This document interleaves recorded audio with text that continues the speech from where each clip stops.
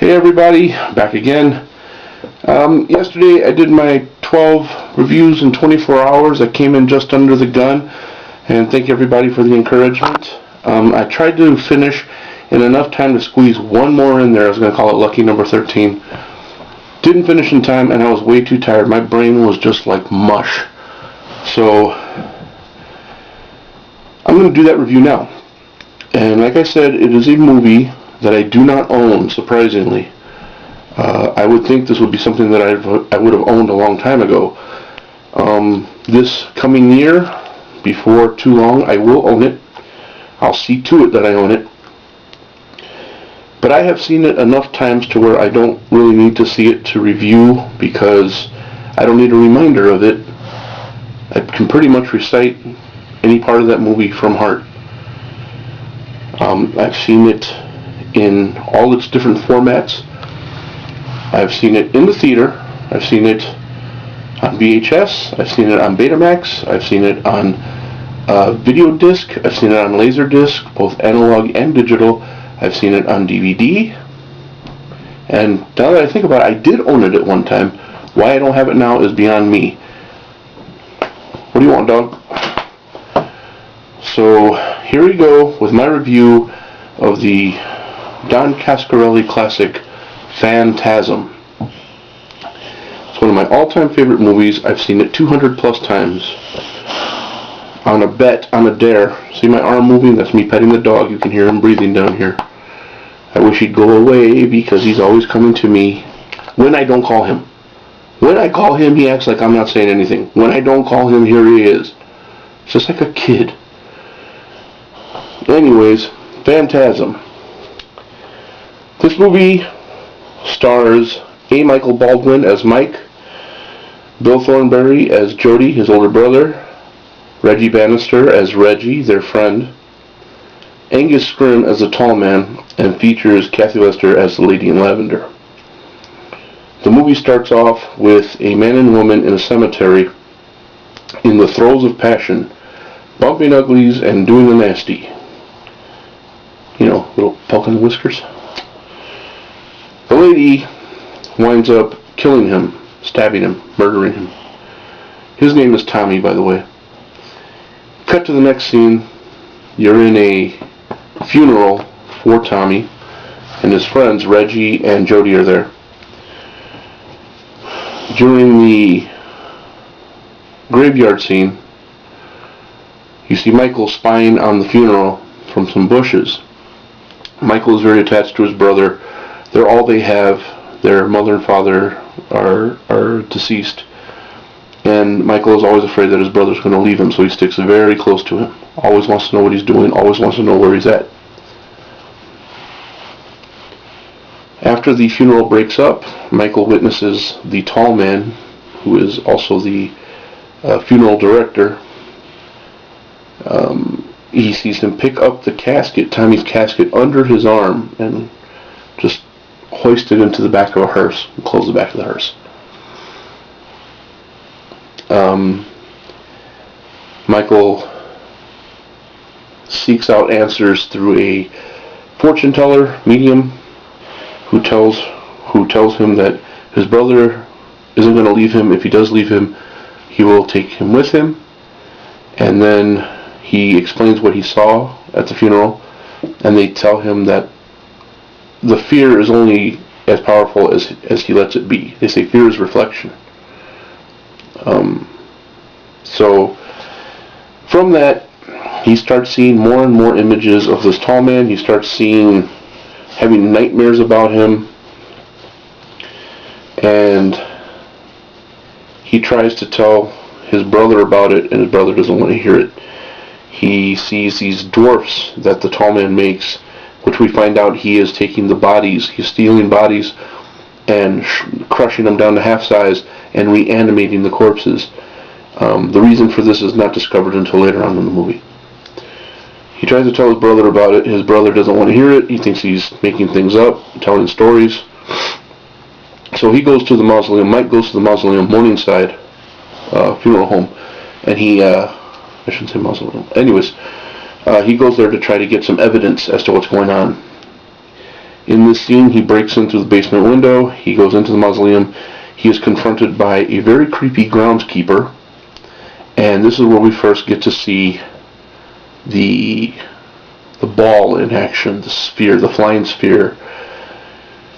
It is it's discovered in part 2 how these things work, but in this one I won't talk about it here because they don't say how they work in part 1. He's caught by the groundskeeper, and he narrowly escapes while one of the spheres flies and hits this guy in the head, killing him.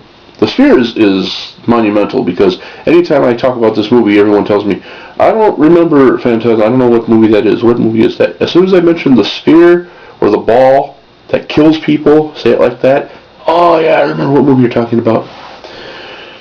Well, after this guy meets his doom, he meets his demise, now Michael is faced with the tall man, face to face. It's a very tense scene.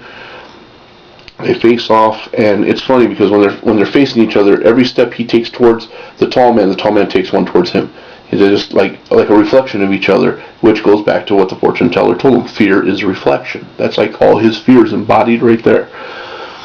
So he bolts, he runs, he narrowly escapes him by slamming the cellar door on him, and he gets his hand caught in this. He cuts his fingers off when he sees his hand stuck in the door. He cuts all his fingers off, and this yellow ooze shoots out. Now, when I was younger, people told me, oh yeah, it's embalming fluid. That means he's dead. He's a reanimated corpse too. Over the years, I've seen all the other different parts and following the storyline. You start to realize that it's blood, but for his kind, his race. The story gets a little diluted as the parts go on because in one point, the tall man is portrayed as a dimension jumper. He was a human being named Jebediah Morningside, and he was experimenting with dimension jumping, but he's a human being. But they also try to portray it like he's from another planet, another world, and that's where we find out that's what he's using the dwarves for. He's crushing them down to send them to another planet, using them as slaves. He's enslaving the dead. There are elements of horror and elements of sci-fi in this movie. It's a pretty good balance. There's a little something for everybody here. Very good atmosphere, very cool scenes. Well, anyways, he takes one of the fingers, after he chops the fingers off, he takes one of the fingers and shows it to his brother, and the finger is still moving inside the box. His brother is convinced now that there is something going on up there. They're going to find out what it is.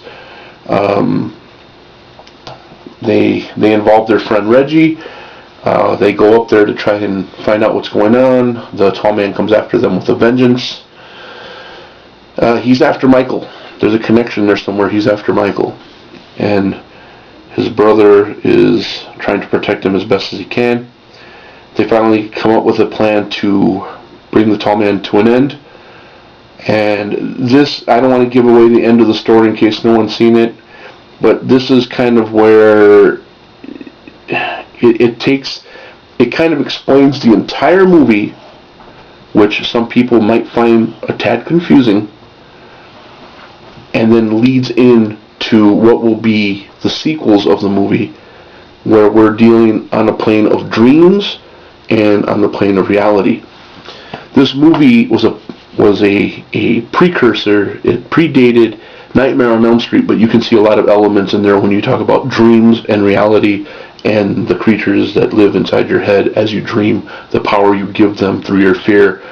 That's kind of what Phantasm deals with, but it was way before Nightmare on Elm Street.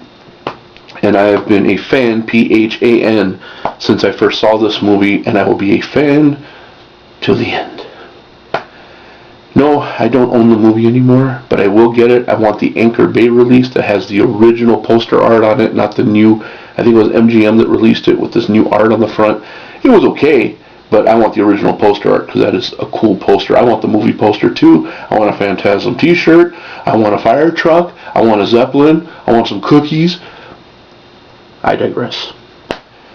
I do want to meet Angus Scrimm. He's an older gentleman. We're all on our way out. as Jack Nicholson said, so act accordingly. I would like to meet him just one time, get his autograph, shake his hand. I think he's a phenomenal actor. He was also in movies like Subspecies. Yeah, he was in that movie as well. Incident on and Off a Mountain Highway, I believe it was called, or a Mountain Road, part of the Masters of Horror. He was in that.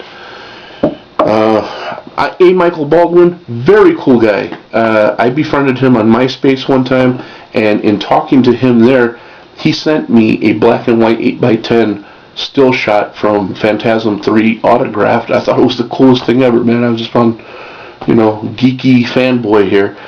And now he's on my friends list on Facebook, but, how many times has he given a picture to somebody? I can't say, hey, I'm the guy you gave the picture to, remember me? He'd be like, yeah, whatever, stalker, So when I see him online on chat, all I say is, hey, hope everything's cool, hey, how you doing? I don't try and engage him in any big conversation. I don't want him to think I'm, stalking him or anything. Reggie Bannister, very cool, very cool cult film star, right up there with Bruce Campbell. In fact, there was rumor at one point that they were going to make a Phantasm movie with Bruce Campbell fighting alongside Reggie Bannister. He's going to be, which would have been a great introduction, a great combination, right alongside A. Michael Baldwin, Reggie Bannister, and Bruce Campbell in the same movie with Bill Thornberry and Angus Scrimm. That's just a formula for gold.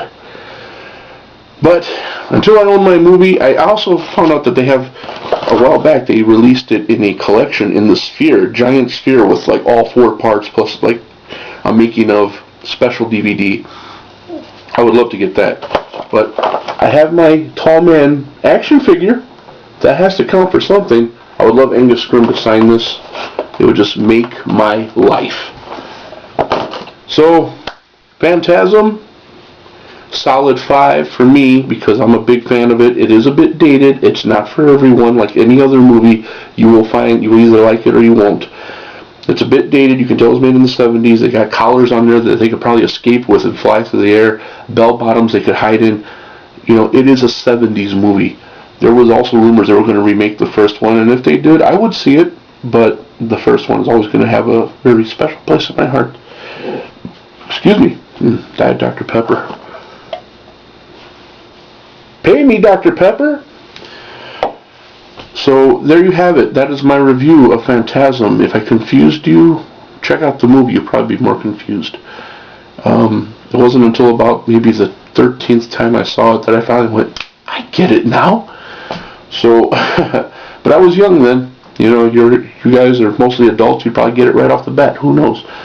But leave me a comment down below. Tell me what you thought of Phantasm or any of its sequels. Tell me what you think of the actors that are involved in the movie and the possibility of a remake if they ever do that. Or would you rather see a 5th part made and get some closure to the series? Because the 4th part really left us kind of hanging there. You know what I mean? Some people said, no, it closed it quite nicely. No, it did not. It left a lot of loose ends. So, thank you guys for watching. That is my review. Moron 5, thank you so much for trying to review this as a request, for honoring a request for me. It means a lot, and I'm sorry that it was such a confusing movie. I love your review anyway. I really do. It pretty much embodied what a lot of people tell me. Like, I've seen it high, and I've seen it sober, and I've seen it drunk, and each time I don't get it. But I like that movie a lot. I'm a big fan, PHAN, of Phantasm. Remember the name, Phantasm. Ask for it by name. Boy. That was my English impersonation. Sorry. Thanks, guys.